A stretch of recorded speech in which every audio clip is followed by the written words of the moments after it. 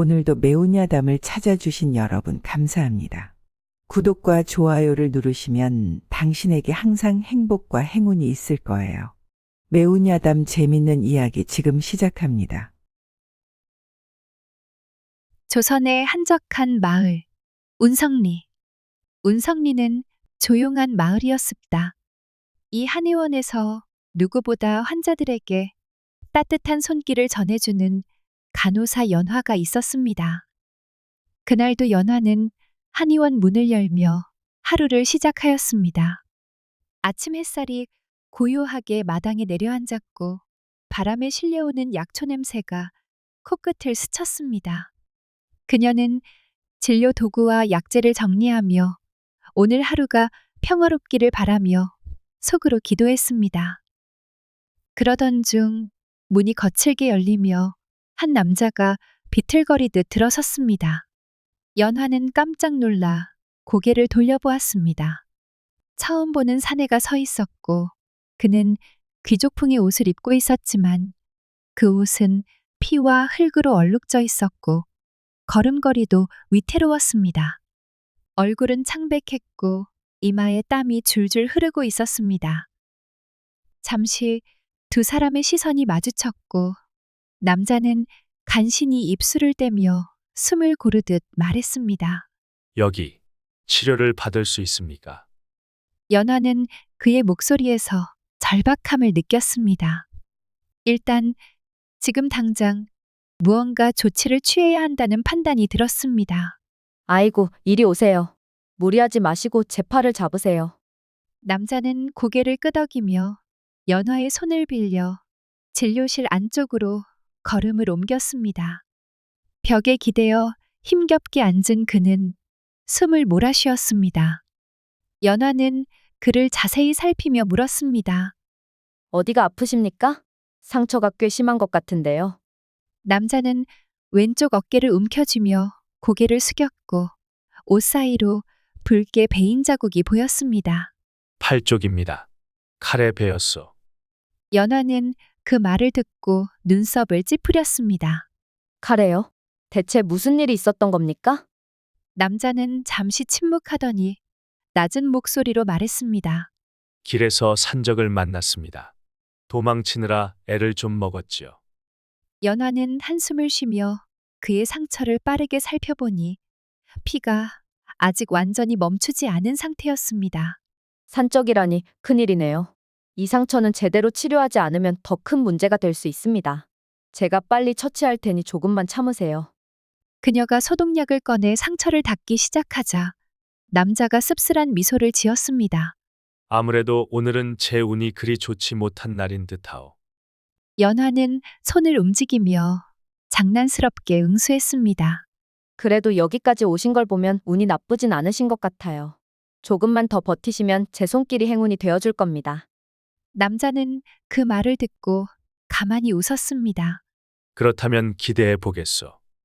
이제 진료실 안에는 묘한 긴장과 함께 미묘한 온기가 서리기 시작했습니다. 연화는 그의 상태를 살폈습니다. 그 순간 두 사람의 눈빛이 마주쳤고 짧은 순간이었지만 진료실 안에는 설명할 수 없는 미묘한 긴장감이 감돌았습니다. 연화는 가슴이 두근거리는 것을 느끼며 애써 의연한 태도를 유지하려 했습니다. 이런 우연도 인연이라 생각합니다. 어쩌면 이 몸의 치료에는 웃음이 가장 좋은 약이랍니다. 연화는 평소와 같은 다정한 미소를 지으며 말했습니다.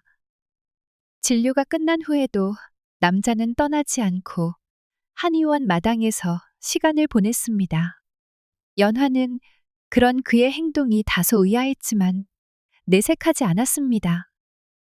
그날 이후 그는 이유 없이 자주 한의원을 찾기 시작했습니다. 처음에는 상처 치료라는 명분이 있었지만 점점 이유가 불분명해졌습니다. 오늘은 어디가 아프신가요? 연화는 그의 방문이 잦아지자 농담 섞인 목소리로 물었습니다. 아무데도 아프지 않습니다. 그저 간호사님의 얼굴을 보러 왔을 뿐입니다. 남자는 태연하게 대답했습니다. 연화는 그의 대답에 얼굴이 조금 붉어졌지만 최대한 침착함을 유지했습니다. 그런 이유라면 진료비를 따로 받아야 할지도 모르겠군요. 그렇다면 저는 기꺼이 그 값을 지불하겠습니다. 남자는 진지한 얼굴로 말했습니다. 연화와 영재는 그저 웃어넘기며 자신들만의 시간을 즐겼습니다. 어느 날 연화는 그와 이야기를 나누던 중 문득 그의 정체가 궁금해졌습니다. 평범한 마을 사람이 아닌 것은 분명한데 그의 귀족적인 차림새, 날카로운 눈빛, 그리고 때때로 보이는 깊은 생각에 잠긴 표정은 그가 특별한 배경을 가진 사람임을 암시하고 있었습니다. 영재님, 혹시 무슨 일을 하시는 분이신가요? 연화는 조심스럽게 물었습니다. 남자는 잠시 침묵하다가 대답했습니다. 저는 이곳저곳 돌아다니는 일을 하고 있습니다. 그 이상은 말씀드리기 어렵습니다. 연화는 그의 말에 놀랐지만 더 묻지 않았습니다. 그저 그의 안전을 기원하며 마음속 깊이 그의 존재를 소중히 여기기로 했습니다. 이렇게 두 사람의 이야기는 운성리 한의원에서 점차 더 깊은 감정으로 이어져 갔습니다. 긴장감과 설렘이 가득한 그들의 첫 만남은 운성리의 조용한 일상을 흔드는 새로운 바람을 불러일으키고 있었습니다. 어느 늦은 오후, 해가 뉘엿뉘엿 기울 무렵, 한의원의 문이 삐걱 열리더니 익숙한 모습이 나타났습니다. 또 오셨습니까? 영재님? 연화는 작은 한숨을 내쉬며 말했습니다. 들어오는 이는 벌써 몇 번째 치료를 받으러 온 젊은 사내 영재였습니다. 얼굴은 먼지투성이에 옷자락 곳곳에 흙이 묻어 있고 특히 한쪽 팔에는 피가 배어 있었습니다. 오며 가며 들를 곳이 마땅치 않아서요. 여긴 참 편해서 좋습니다. 영재는 멋쩍게 웃으며 안쪽으로 걸어 들어왔습니다. 편하기야 하겠지요. 상처를 자주 만들어 오니 이젠 치료도 익숙하시겠어요. 연화는 익숙한 손길로 영재를 안치며 팔을 걷어 올렸습니다. 살갗에는 어제 치료했던 자국이 아직 아물지도 않았는데 그 옆에 또 새 상처가 나 있었습니다. 이렇게 자주 다치시는 걸 보면 장사치는 아닌 듯한데요? 연화가 의미심장한 눈빛을 보내자 영재는 헛기침을 했습니다. 아, 이건 정말 우연입니다. 대감댁 개가 저를 반가워서 달려들었지 뭡니까? 연화는 눈을 가늘게 떴습니다. 대감댁 개가 칼을 들고 있었나 보군요? 그러고 보니 개는 아니었군요. 영재는 서둘러 딴청을 피웠고 연화는 기가 차다는 듯 고개를 저으며 소독약을 적신 천을 들었습니다. 거짓말도 제대로 하시지. 일이 가까이서 닥쳐오는 걸 보면 다들 영재님을 표적으로 삼고 있는 것 같은데요. 그냥 길 가다 운이 나빴을 뿐입니다. 운이 나쁜 게 아니라 영재님이 나쁜 길을 가고 있는 건 아닌지 모르겠군요. 연화는 장난스럽게 말하며 상처를 조심스럽게 닦아냈습니다. 하지만 손길은 부드러웠고 영재는 미묘한 감정을 느꼈습니다. 잠시 침묵이 흐르다 연화가 조심스럽게 입을 열었습니다. 영재님, 사실 위험한 일을 하시는 거죠? 영재는 손을 멈칫했습니다. 연화의 눈빛이 단순한 호기심이 아니라는 걸 느꼈고 자신을 걱정하는 듯한 진지한 시선이었습니다. 그는 한동안 침묵하다가 천천히 입을 열었다. 맞습니다. 저는 밀서를 전달하는 일을 하고 있습니다. 연화는 눈을 크게 떴습니다. 예상은 했지만 막상 듣고 보니 가슴이 덜컥 내려앉았습니다. 밀사라니 그렇게 위험한 일을 하면서도 대체 왜? 누군가는 해야 할 일이니까요. 영재는 한치의 망설임도 없이 말했습니다. 나라를 위해 뛰는 자들이 있습니다. 그들이 움직이려면 정보가 필요하고 그 정보를 주고받는 것이 제 역할입니다. 때론 쫓기고 때론 맞기도 하지만 그래도 저는 해야 합니다. 연화는 가슴이 먹먹해졌습니다. 처음엔 그저 자주 다쳐오는 손님이라 생각했는데 알고 보니 조선을 위해 목숨을 걸고 뛰는 사람이었다니. 그렇다면 더 조심하셔야겠네요. 연화는 조용히 말했습니다. 영재님 같은 분이 있어 조선이 안전하다는 걸 잊지 않겠습니다. 영재는 순간 목이 메었습니다. 자신을 의심하거나 말리기는커녕 이렇게 따뜻한 말을 해주는 사람이 있을 줄이야. 간호사님, 언제나 제게 힘이 되는 말씀을 해주셔서 감사합니다. 연화는 피식 웃으며 마지막 붕대를 감아주었습니다. 근데 밀사면 움직일 때 눈에 띄지 않아야 하는 거 아닌가요? 영재님은 너무 자주 다쳐서 도리어 사람들이 눈여겨볼 것 같은데요? 그것도 그렇군요.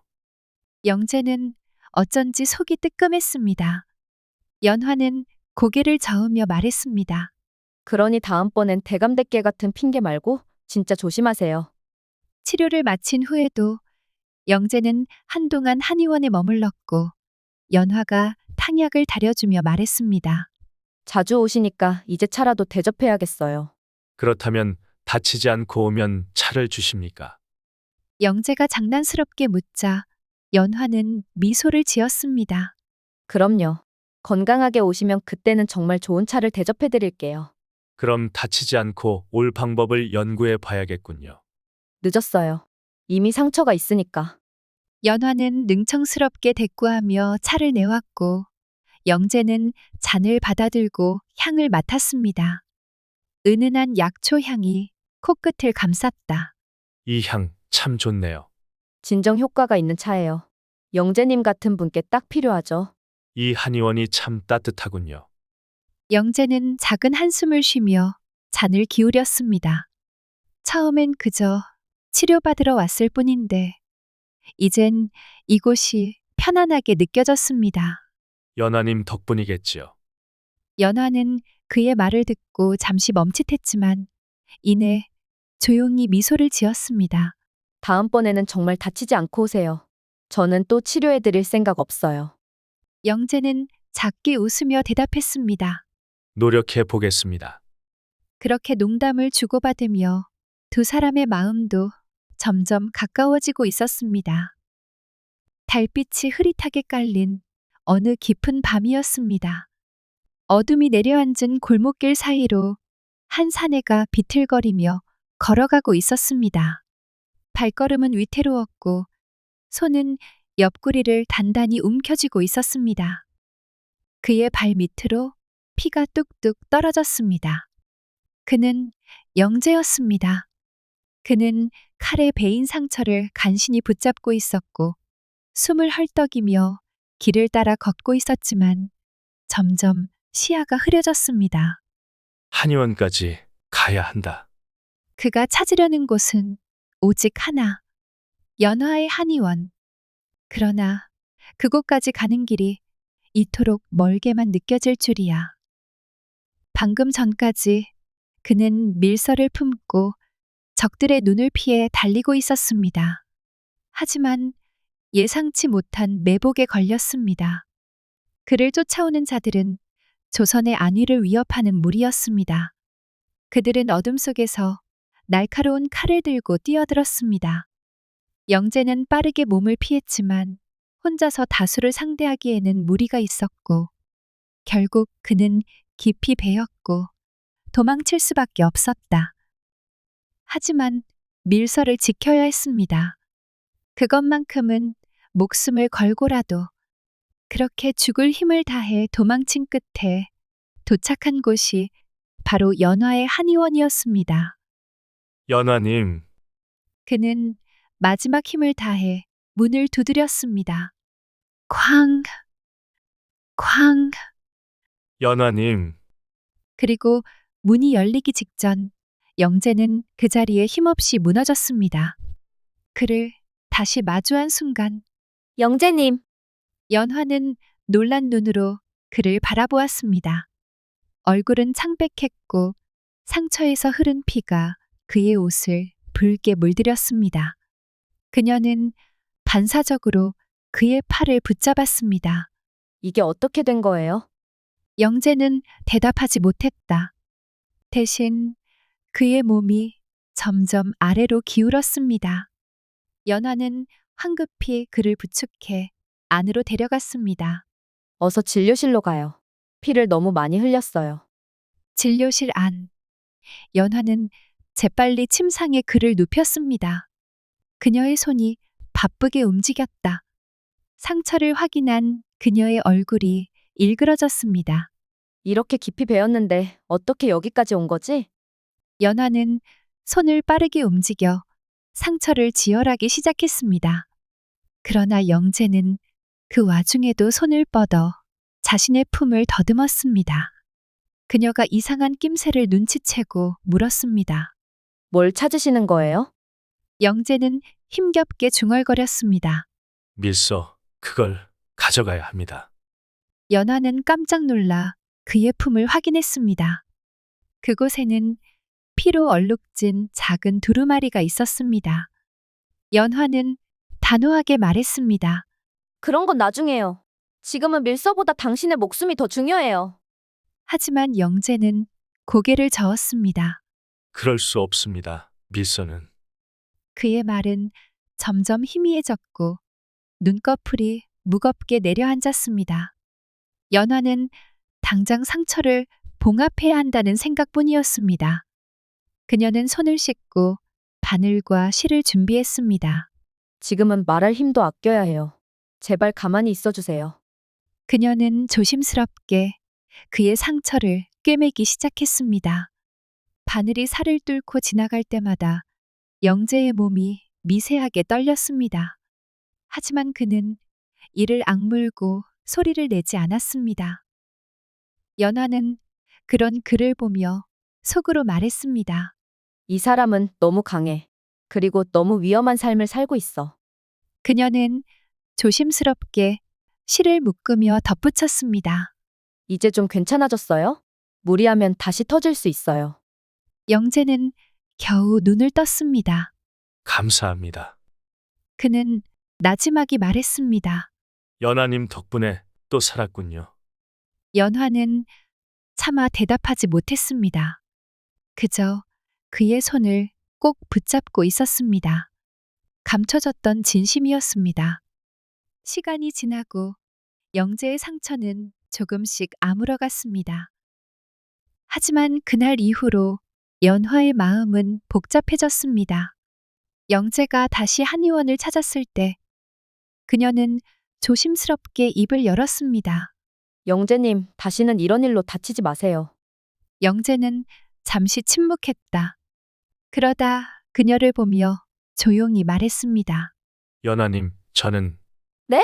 아마도 계속 다칠 겁니다. 연화는 깜짝 놀랐습니다. 뭐라고요? 제 일이 그렇습니다. 저는 조선의 안위를 위해 뛰는 사람입니다. 밀서를 전달하는 일은 목숨을 걸어야 하는 일입니다. 그는 담담하게 말했습니다. 그래서 저는 연하님 같은 사람과 인연을 맺어도 되는지 고민이 됩니다. 연화는 순간 아무 말도 할 수 없었습니다. 그녀의 가슴이 두근거렸습니다. 무슨 말이에요? 연하님께서 저를 걱정해 주시는 것이 너무 좋아서요. 그는 옅은 미소를 지으며 말했습니다. 하지만 저는 위험한 삶을 살고 있습니다. 그래서 당신에게 폐가 될까봐 두렵습니다. 연화는 깊은 한숨을 쉬었다. 그리고 그의 손을 잡았습니다. 영재님, 제가 선택할 기회는 안 주시나요? 네? 제가 영재님을 걱정하는 건 제가 선택한 일이에요. 그녀는 단호하게 말했습니다. 그러니 그런 말은 하지 말아요. 영재는 그녀를 바라보았습니다. 그 순간 두 사람 사이의 거리는 더 가까워졌고 바람이 살짝 창문을 스치며 불어왔습니다. 그리고 긴 침묵 끝에 연화는 작게 웃으며 말했다. 앞으로는 다치지 않도록 조심하세요. 저는 또 치료해 드릴 생각 없어요. 영재는 작게 웃으며 대답했습니다. 노력해 보겠습니다. 그렇게 조용한 밤이 깊어갔습니다. 시간이 흘러 어느 늦은 밤, 연화는 한의원의 등불을 밝히고 조심스럽게 영재의 상처를 치료하고 있었습니다. 영재는 고통을 참고 앉아 있었지만 그의 이마에는 땀이 맺혀 있었습니다. 연화는 걱정스러운 표정으로 상처를 살폈습니다. 이건 보통 상처가 아니에요. 도대체 무슨 일이 있었던 거예요? 영재는 피곤한 눈빛으로 연화를 바라보다가 조용히 입을 열었다. 적의 매복에 걸렸습니다. 간신히 빠져나왔지만 시간이 없습니다. 밀서를 전달해야 합니다. 연화는 단호한 목소리로 말했습니다. 지금은 밀서보다 당신의 목숨이 더 중요합니다. 그렇게 심한 부상을 입고는 한 발짝도 움직이면 안 돼요. 제가 어떻게든 도울 테니 잠시만 쉬세요. 영재는 연화의 손길을 느끼며 미소를 지었습니다. 한동안 고요한 침묵이 흐르던 중 한의원의 창문 너머에서 기척이 느껴졌고 연화는 순간적으로 몸을 굳혔고 영재 또한 날카로운 눈빛으로 창가를 응시했습니다. 그러나 문을 열어 확인했을 때에는 아무도 없었습니다. 바람에 흔들리는 나뭇잎 소리만이 한의원 안을 감쌌습니다. 착각인가? 연화는 중얼거렸지만 영재는 여전히 경계를 늦추지 않았습니다. 한동안 신경이 곤두서 있던 두 사람은 결국 아무 일도 없다고 생각하며 다시 치료에 집중했습니다. 잠시 후 연화는 붕대를 단단히 감아주며 영재를 바라보았습니다. 이제 한숨 돌려도 돼요. 상처가 덧나지 않도록 조심하세요. 영재는 피곤한 기색을 감추지 못한 채 고개를 끄덕였습니다. 연화님 덕분에 살았습니다. 정말 감사합니다. 연화는 그의 말에 미소를 지으며 대답했습니다. 무사하셔서 다행이에요. 영재는 잠시 망설이다가 조용히 말했습니다. 제가 다시 오면 저를 받아주실 건가요? 연화는 놀란 듯 그를 바라보다가 조용히 고개를 끄덕였습니다. 언제든지요. 영재는 미소를 지으며 자리에서 일어났습니다. 그럼 다시 올 것을 약속하겠습니다. 그렇게 영재는 조심스럽게 한의원을 떠났고 연화는 그가 사라진 골목을 한동안 바라보다가 한숨을 내쉬며 문을 닫았습니다. 그러나 문을 닫으려는 순간 발밑에 놓인 작은 봉투를 발견했습니다. 조심스럽게 봉투를 집어들고 펼쳐보니 거친 붓으로 쓴 짧은 글이 눈에 들어왔습니다. 그를 멀리하라. 그렇지 않으면 위험해질 것이다. 연화의 손끝이 떨렸다. 급히 주변을 살펴보았지만 거리에는 인기척 하나 없었습니다. 하지만 가슴 한편이 싸늘하게 식어가는 기분이었습니다. 도대체 누가 왜 이런 글을 남긴 것일까? 잠시 후 한의원의 문이 거칠게 두드려졌습니다. 연하님, 문을 열어주세요. 놀란 연화가 황급히 문을 열자 한 사내가 상처투성이가 된 채 그녀 앞에 쓰러졌습니다. 사내는 숨을 헐떡이며 연화의 손을 잡았습니다. 영재님이 위험합니다. 연화의 얼굴이 창백해졌습니다. 그녀는 얼어붙은 채로 사내를 내려다보았고 그녀의 머릿속이 복잡하게 돌아가기 시작했습니다. 연화는 손끝이 떨리는 것을 느꼈습니다. 영재님이 위험하다.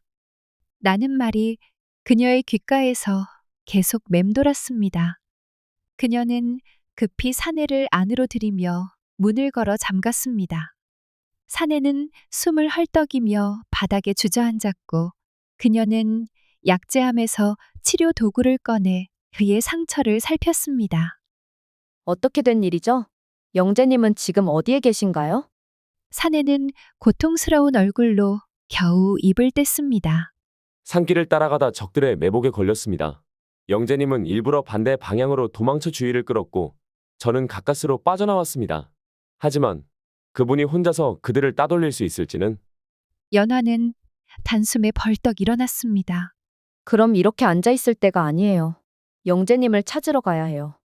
사내는 연화의 손목을 붙잡으며 힘겹게 고개를 저었습니다. 무작정 가시면 안 됩니다. 적들은 이미 한의원까지 당신을 감시하고 있을지도 몰라요. 그 말에 연화는 소름이 돋았습니다. 아까 창가 너머에서 느꼈던 기척이 떠올랐습니다. 누군가가 숨어서 지켜보고 있었던 것이 분명했던 것입니다.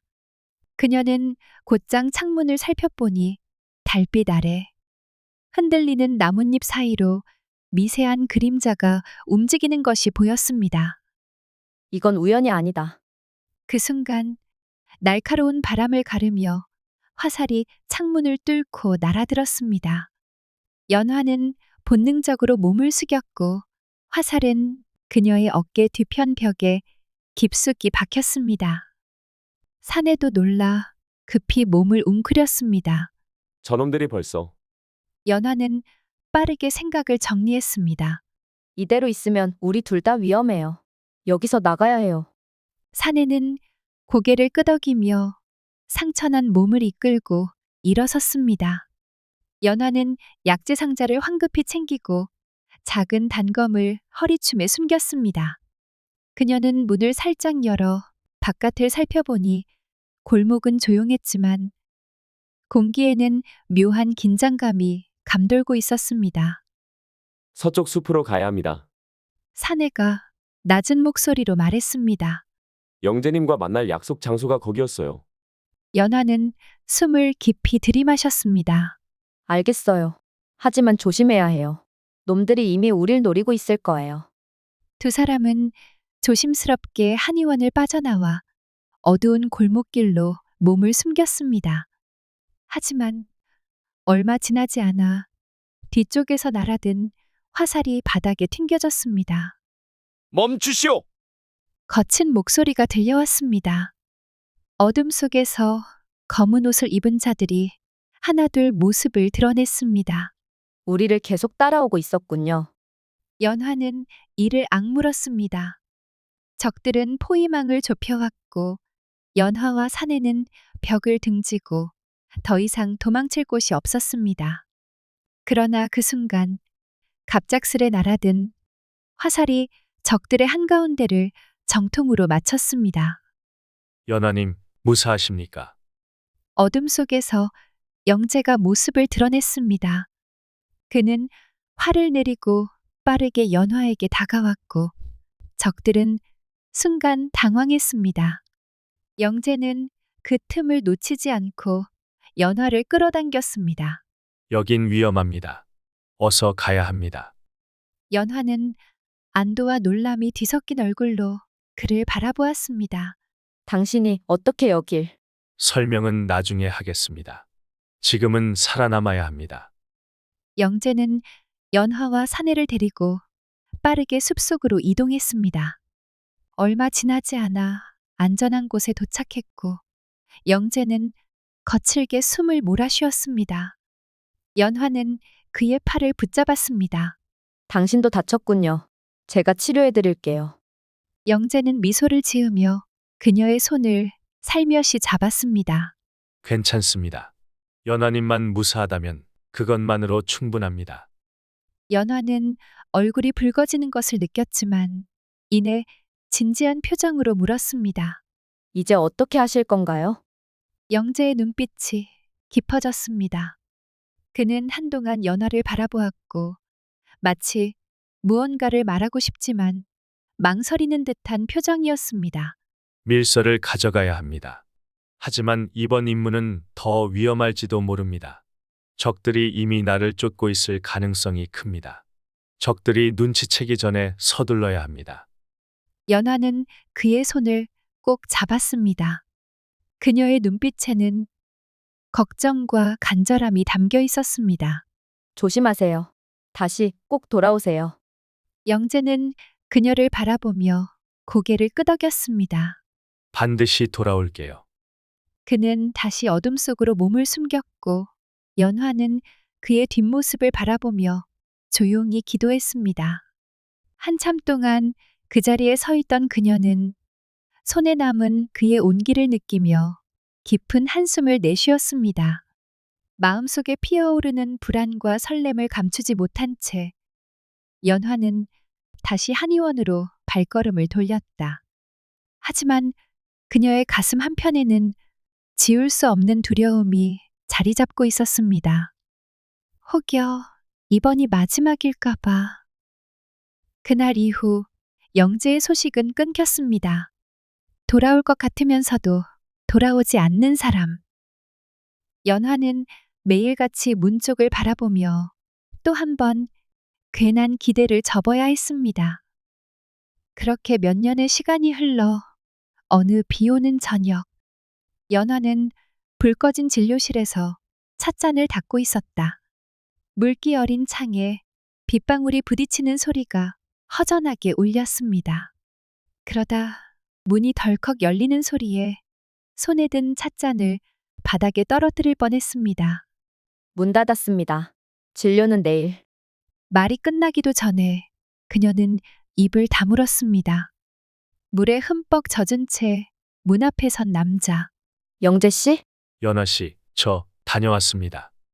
순간 연화는 온몸이 얼어붙은 듯 말이 나오지 않았습니다. 그러다 감정이 터진 듯 외쳤습니다. 이게 지금 무슨 짓이십니까? 정말 죽은 줄 알았습니다. 아무 말도 없이 연락 한 통 없이 저는 매일 이 문만 보고 있었습니다. 영재는 고개를 깊숙이 숙였습니다. 정말 죄송합니다. 모든 일이 정리되기 전까진 제 존재가 오히려 해가 될까 두려웠습니다. 하지만 돌아오겠다고 마음먹은 순간부터 하루도 연아 씨를 잊은 적은 없습니다. 연화는 눈가에 맺힌 눈물을 닦았고 그러면서도 꾹 눌러왔던 말을 덧붙였습니다. 그런 말 하지 마십시오. 잊지 않았다는 걸 증명하려면 그 자리에 계속 있어 주셨어야죠. 영재는 조용히 연화의 말을 듣고 있었습니다. 진심은 말이 아니라 끝까지 기다려주는 마음에서 나옵니다. 저는 그걸 믿고 버틴 겁니다. 영재는 한 걸음 다가왔습니다. 이젠 기다리게 하지 않겠습니다. 다시는요. 죽이라도 드시고 말씀하시죠. 끓이던 거 있습니다. 감사합니다. 그런데 제가 감히 또 폐를 끼치는 건 아닐지. 연화는 작게 웃었습니다. 폐야 많이 끼치셨죠. 근데 뭐 이왕 이렇게 된 거 끝까지 책임지십시오. 어떻게 하면 될까요? 일단 약 다리는 법부터 배우셔야 합니다. 그 다음엔 약 봉투 글씨 연습. 그리고 가끔 제 말도 좀 들어주십시오. 그 정도야 뭐 평생이라도 하겠습니다. 조용히 웃던 두 사람 사이에 잠시 정적이 흘렀습니다. 그러다 연화가 조용히 말했습니다. 사실 사람의 마음이라는 게 참 바보 같지 않습니까? 보고 싶다고 해서 볼 수 있는 것도 아니고 기다린다고 해서 반드시 돌아오는 것도 아니고. 영재가 고개를 끄덕이며 말했습니다. 그래서 더 귀한 것 같습니다. 기다려준 사람이 있다는 건 돌아올 자리가 있다는 뜻이니까요. 연화는 그 말에 잠시 멍하니 있다가 고개를 돌려 작게 웃었습니다. 기다리는 마음도 돌아오는 용기도 서로를 향한 진심이 있어야 가능한 일입니다. 그걸 잊지 마십시오. 명심하겠습니다. 며칠 후 한의원 앞. 영재는 앞치마를 두른 채 엉성하게 약초를 다듬고 있었습니다. 연화는 팔짱을 끼고 그 모습을 바라보다가 입을 열었습니다. 약재는 다지는 게 아니라 다듬는 겁니다. 고기 썰 듯 하시면 안 됩니다. 예, 알겠습니다. 선생님. 그리고 그 순간 연화는 주위를 힐끔 둘러보다가 살짝 귀에 속삭였습니다. 오늘 밤엔 일찍 끝내시죠. 같이 산책이라도 하게요. 영재는 눈을 동그랗게 뜨고 말했습니다. 그럼 혹시 데이트? 그 말 다시 했다간 오늘 밤 약초 창고 청소하셔야 합니다. 알겠습니다. 절대 안 하겠습니다. 두 사람의 한의원 앞 벚꽃이 조용히 흩날렸습니다. 다시 돌아온 봄과 함께 그들도 따뜻해졌습니다. 때로는 사람이 가장 두려워하는 게 이별이 아니라 기다렸던 마음이 헛될까봐라는 걸 우리는 자주 잊습니다. 진심은 말보다 행동으로 그리고 무엇보다 그 자리에 있어주는 것으로 증명되는 법. 사랑도 우정도 그 자리에 계속 있어주는 사람에게 가장 따뜻하게 돌아옵니다. 즐거우셨다면 구독과 좋아요 댓글 부탁드립니다. 매운 야담, 더 매운 이야기로 다시 돌아오겠습니다. 지금까지 매운 야담이었습니다. 즐거운 하루 보내세요.